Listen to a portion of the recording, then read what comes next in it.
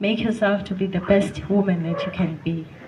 As for me, I did my best. I learned some of the craft work through social media, and it's so amazing what social media can do to us young people. It made me who I am today. So today I am one of the youngest businesswomen in Eswatini through the funding of Taiwan ICDF. Most of the work that I do the Swazi traditional attire. I do it the modern way. I just came up with an idea to make something different and something nice. I print the Swazi Kanga, and I'm very happy to see our Mage DPM. She's one of the people, the ladies. I've sold some of my stuff too. I really appreciate.